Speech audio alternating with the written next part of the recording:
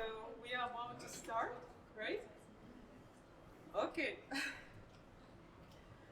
Welcome to our first event held in English, Berlin Product Hive Community, a growing, inspiring community for everyone who cares about the product development. Here, we are starting. Yeah.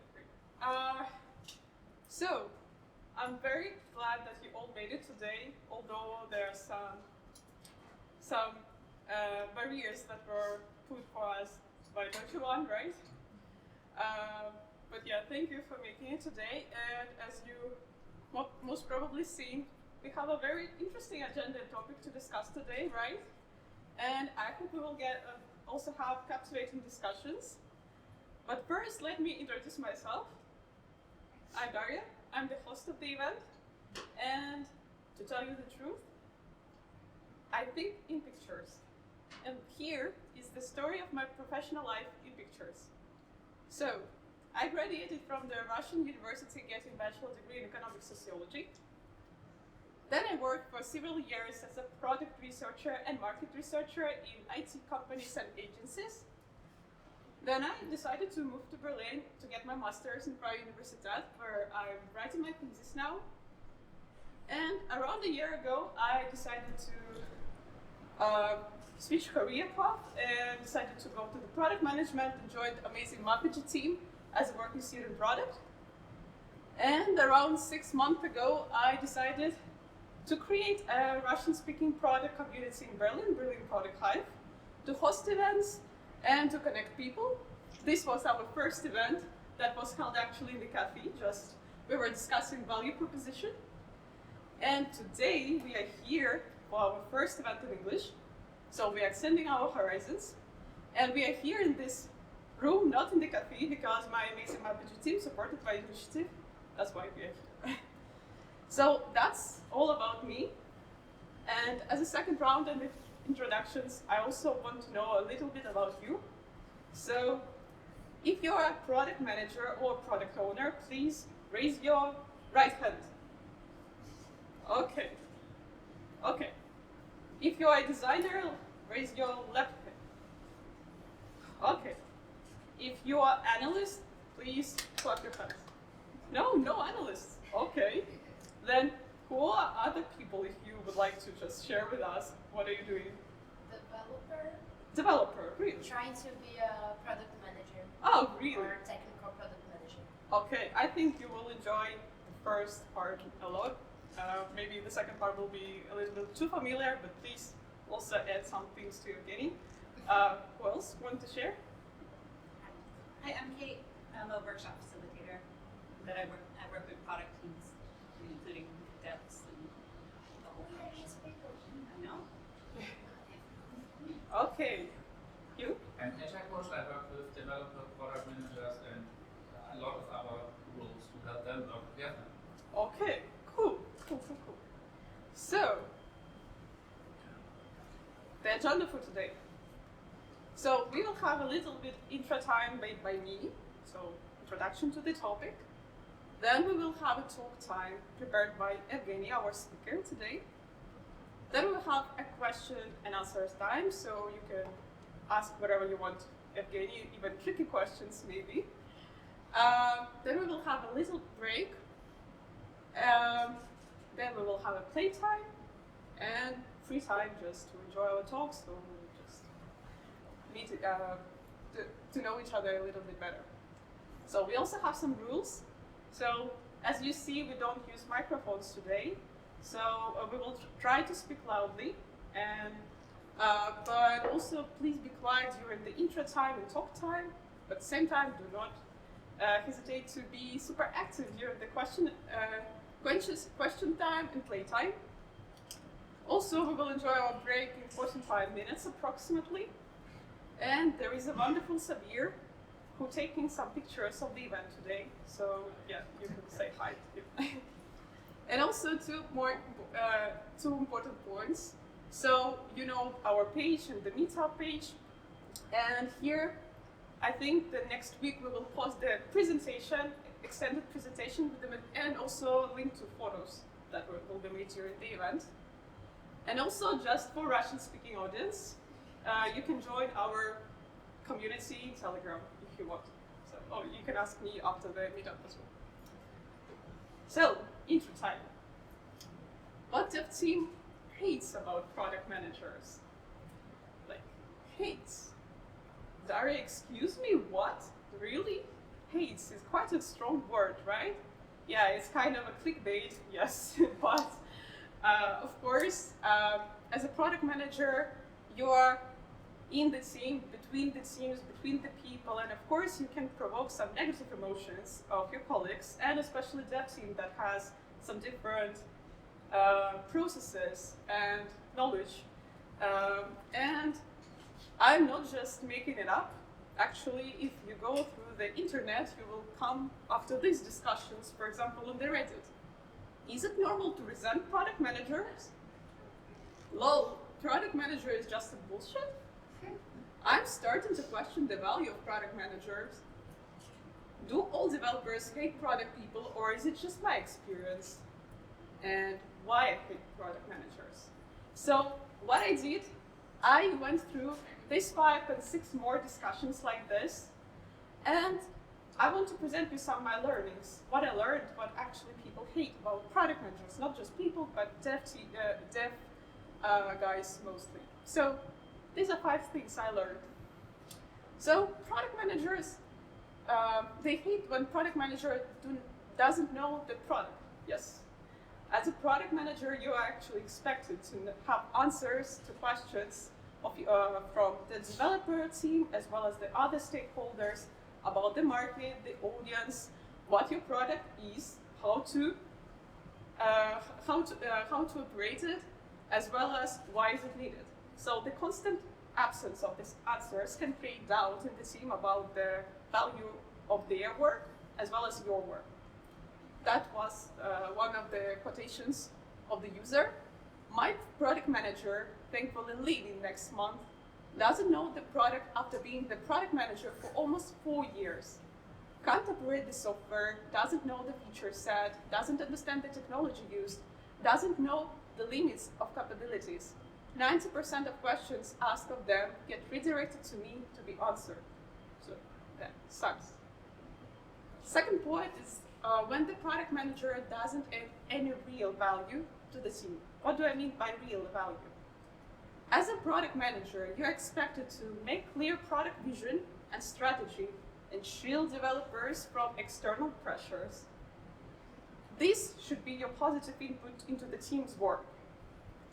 But instead, developers see that you are just attending the meetings, or even worse, creating more unnecessary ones, constantly changing requirements, or just not providing them at all, and just pressuring developers with the deadlines. No. And also, I really like this. I feel that they just attack dogs for the business side. So that's what they feel. The third point is that when product manager acts as a know-it-all boss and not as a leader. So as a product manager, you're expected to lead your team, not to overrule it. And your dev team expects that you will hear their thoughts, experiences, and opinions while making product decisions. They also hate when you get all the credit when everything goes successful, but blame them when there are some bugs or problems occur. Oops.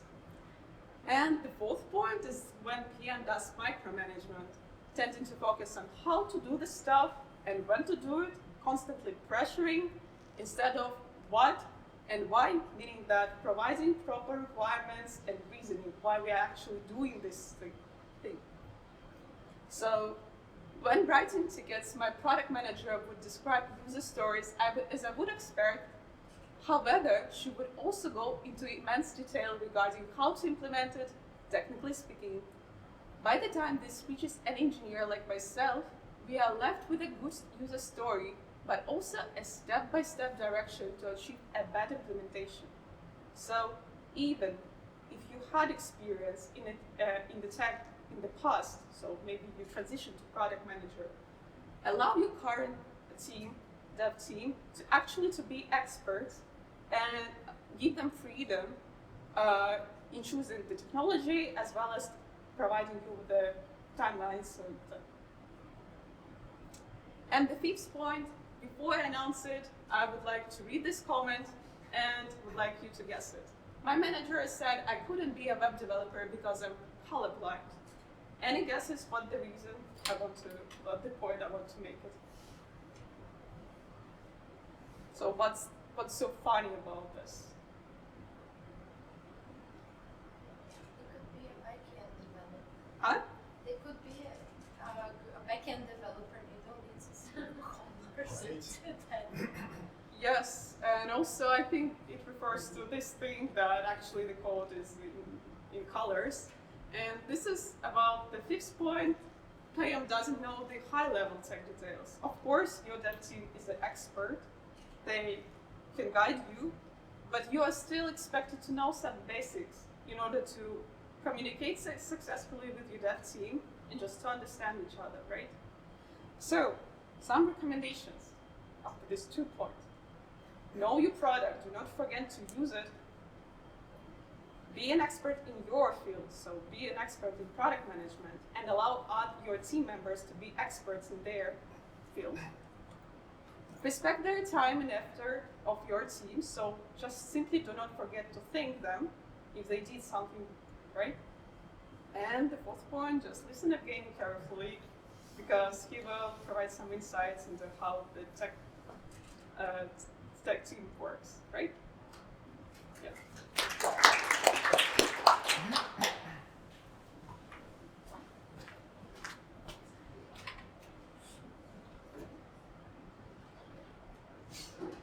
All right. So hi everyone.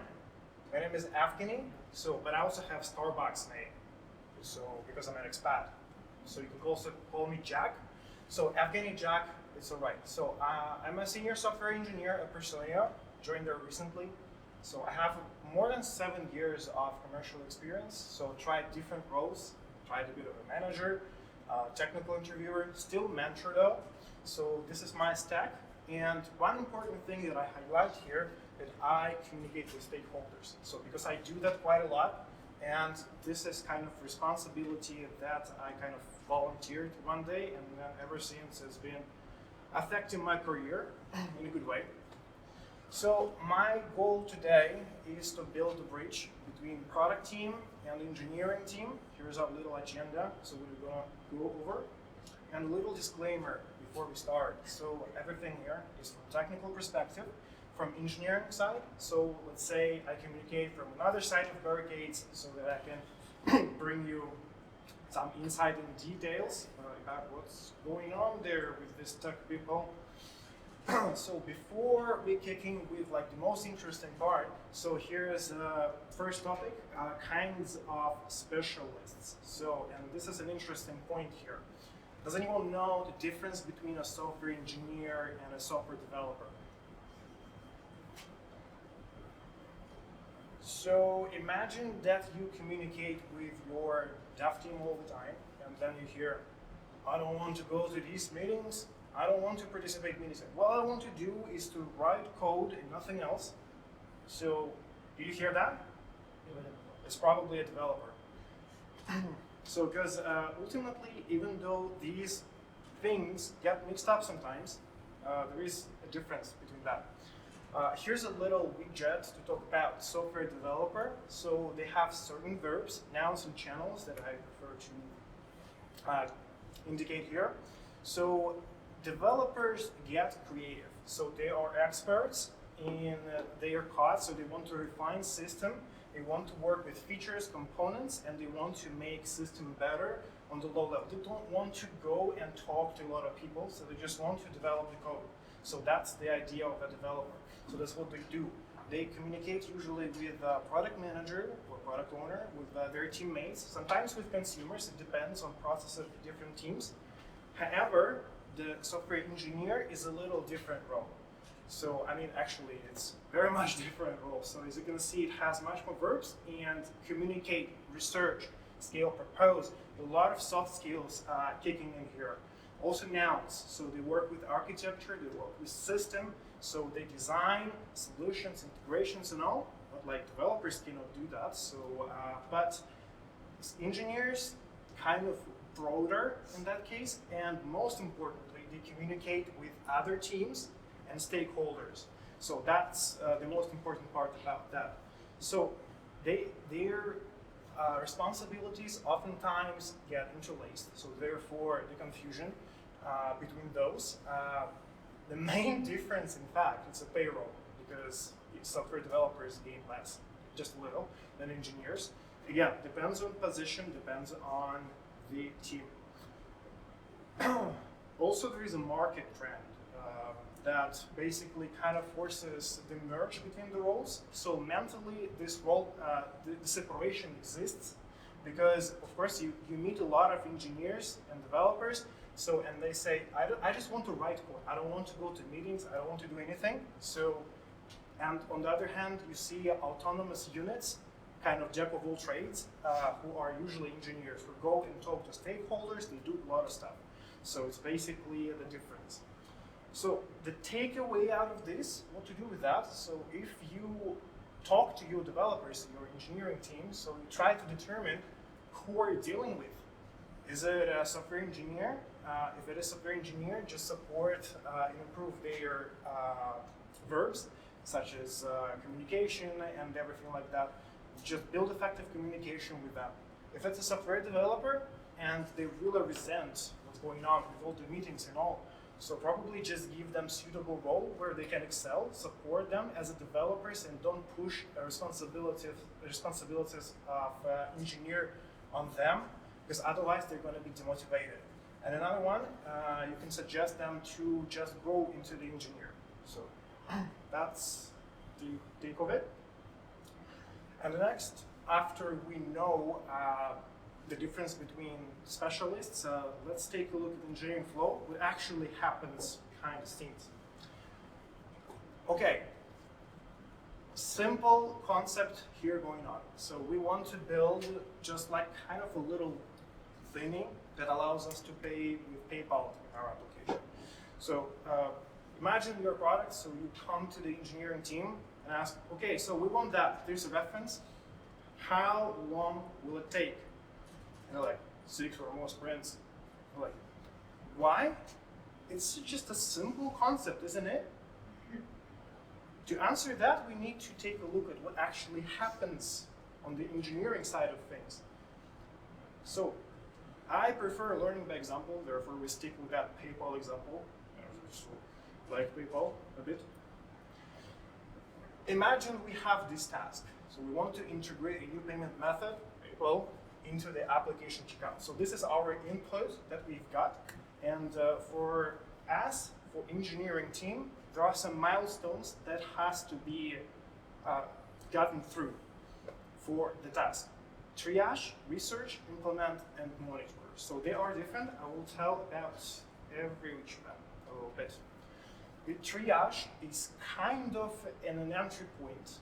So what happens? So we get the task, we're trying to determine this impact, we're kind of trying to sort out what we're going to do with that, and if we're going to do anything with that.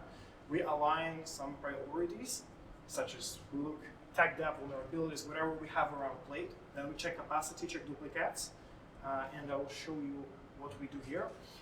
We'll say, why do you need this? Like, just go ahead and implement it. It's not that simple, because priorities. Priorities happen to be difficult, and they dictate quite a lot of things for engineering team. So this big graph here, which is a severity or impact of different tasks, actually dictates a lot of stuff in the workflow of engineers. Let's assume that our task is major, because obviously it is, even if it's an integration with our application, well, bring a lot of money, major task. So what's important to take here? If we have like minor bugs or reworks or minor tasks, and we get the major task, what's going to happen? We're going to take it into the work, right? But if we have some critical bugs or a lot of other major tasks, what are the chances that we take this task into the work? So we will going to align on that. Also, little notice about this. So I know that there are some technical buzz here, like CDE and other stuff. So the presentation, the full presentation, will have in fact the legend for all of this. So in case you would be interested. So when we find this impact and we align with our priorities, we check the capacity. As I mentioned before, do we have enough major tasks already? Critical bugs? Any security incidents? I hope we don't have it. So is there a way we can drop something less important and take this task? Yeah, we check that. We check if we do monkey job. If somebody already implemented this, why even bother? And then we go to the next stage, the research. Also, interesting part about that, I just put here, kind of a ballpark number, 1 to sprints. So it's usually what it can take. Then we go to the research part, which is actually also pretty important, because here we create a lot of technical details that are then used for the implementation, and it's very crucial here, and we take a lot of time usually to accomplish that. Here's the reason. So I will go over all of the points that we have here real quick. We, first of all, make a preliminary tech fit. The result of that, we just say, can we take it? Do we need to develop something first before we take it? Maybe there is some prerequisite that we have to have. Maybe we cannot just make an integration. We don't have any infrastructure, whatnot. So we take that, we check this, and we communicate this back. Can we take it or not? Then the stage of refining requirements. This is where the engineering communication kicks out. We communicate a lot with stakeholders on that part, designers, PMs, consumers. It depends on the particular process of the team.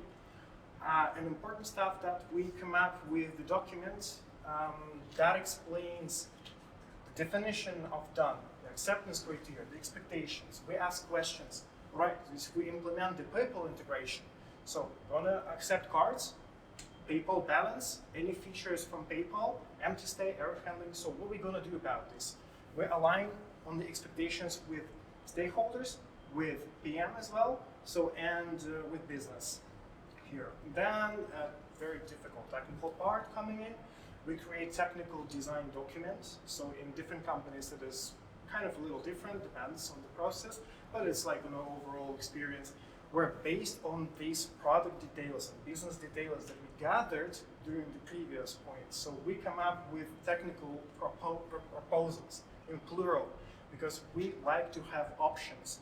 Something might be implicating performance, something might be implicating other processes. So we come up with challenges, we come up with design references and a lot of things in the document.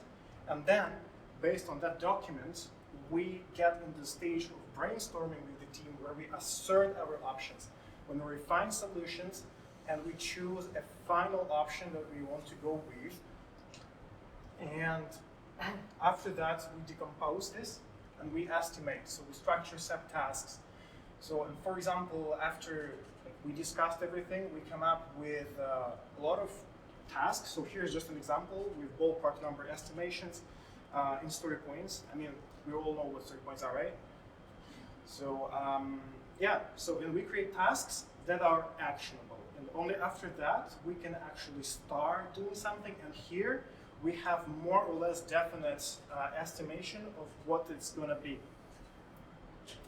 So, and then we implement. So we complete these tasks one by one, or so sequentially, or in parallel, depending on what tasks we have. We test solution, we deliver it, deploy, so that is available. So it's a pretty straightforward part, in fact. And the last one, so after everything's done, so we deploy everything, we pray that it works. We do not leave it as is. We actually observe, we monitor, we check metrics, we make prod testing. We do a lot of actions here. In case of PayPal, for example, you can go to the PayPal back office and check if you have any discrepancies with your system. So we actually take ownership of the task even when it's completed. I mean, the code is completed. So as you can see, these steps, so it was a simple concept here. So they just PayPal, just press the button, just pay. Simple, but it's not easy because it has a lot of steps. It's pretty complex still. So, and here is our little overview of the diagram. So why we like at all have this? Because we often get questions, how long will it take? So we cannot really tell, because I mean, every time it's different. But we have this process exactly for that, because using the process, we can make an educated guess what it's gonna be. So after implementing something over and over using this kind of scheme, depends on the company again, so the process might be a little different. We kind of have a grasp, an idea of what it is like to develop a feature. So, and we can predict, as I said, make an educational guess to what it's gonna be. And as you can see, there are a lot of things that can go south here. For example, two most important parts is triaging and research. These are places where the most bottlenecks actually happen, especially during the determining impact, align priorities, and refining requirements. Because if nothing of that is done or blocked, nothing of this will happen ever. So it will take forever, so therefore these two are very important steps. And why am I highlighting this? Because as a software engineer, I expect product to assist me with that, with these steps, to help me determine impact, align priorities, because of course you are aware of that, and refine requirements, because you will need to be the intermediate layer sometimes between the business and the engineers to unblock this part. So some takeaways out of this, what to do with that, ask your team, if you didn't do that yet, about the processes they have, their team, ask to provide as many details as possible and resources about the processes that you are onboarded with what happens for your engineers, so you are aware what are the bottlenecks, what pain points they are, and how you can assist your engineers to unblock them and make the work faster. So after that, there's one little addition to this. So sometimes we find our engineers a little demotivated, maybe not as interested in the product, and the question is how to spark a bit of life into them. Because yeah, look at them, they're just depressed into their monitors, right? Just write code.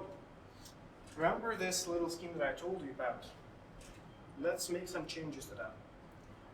Include engineers a little earlier. So we, as engineers, don't really like to have something like just, there's your task, just do it. We don't like it.